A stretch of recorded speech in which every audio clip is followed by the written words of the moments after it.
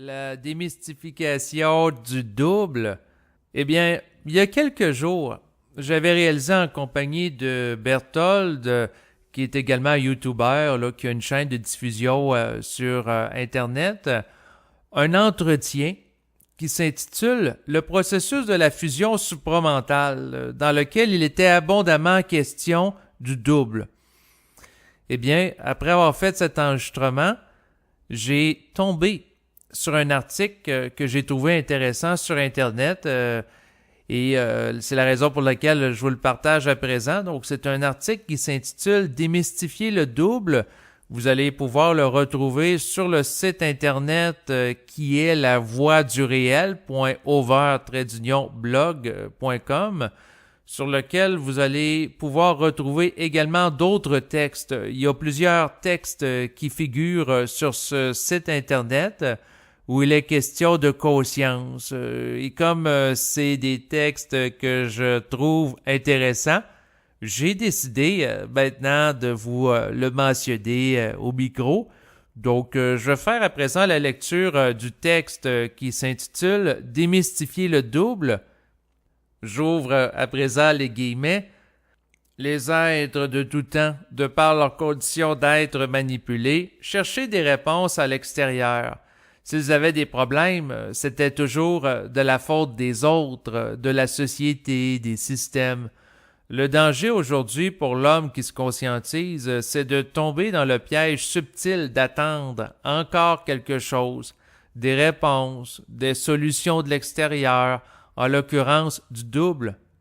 Ce que l'homme doit comprendre et savoir, c'est que c'est lui qui a l'intelligence et la volonté de se construire et de construire son double. Il faut aussi se garder de l'aduler ou d'être fasciné par le double qui doit être un jour intégré par l'ego conscientisé. Le double n'est ni un maître ni un gourou. Si la communication avec l'esprit est bien réelle pour certains d'entre nous, il n'a aucune forme, c'est juste comme de l'énergie intelligente avec laquelle il est parfois possible de communiquer. Et il n'est pas supérieur à l'homme qui a lui aussi l'intelligence et droit en arriver un jour à répondre lui-même à toutes ces questions car le savoir est en lui. Ceci est très bien expliqué sur YouTube par Berthold et aussi David Lévesque pour ceux qui souhaiteraient écouter leurs enregistrements. Donc là, je ferme les guillemets. Et comme la personne a décidé de faire allusion à moi dans son article, eh bien, j'ai décidé de faire allusion à elle dans le cadre de l'un de mes enregistrements. Donc, c'est sûr qu'elle nous amène ici, à travers l'écriture, des considérations intéressantes par rapport au double. Et puis, c'est sûr que j'encourage les gens qui écoutent les enregistrements et qui ont l'intérêt pour l'écriture, bien d'utiliser l'écriture ou même la parole pour se positionner à l'égard de certains sujets. Parce que, après tout, l'être humain qui se conscientise doit être capable de définir par lui-même le réel.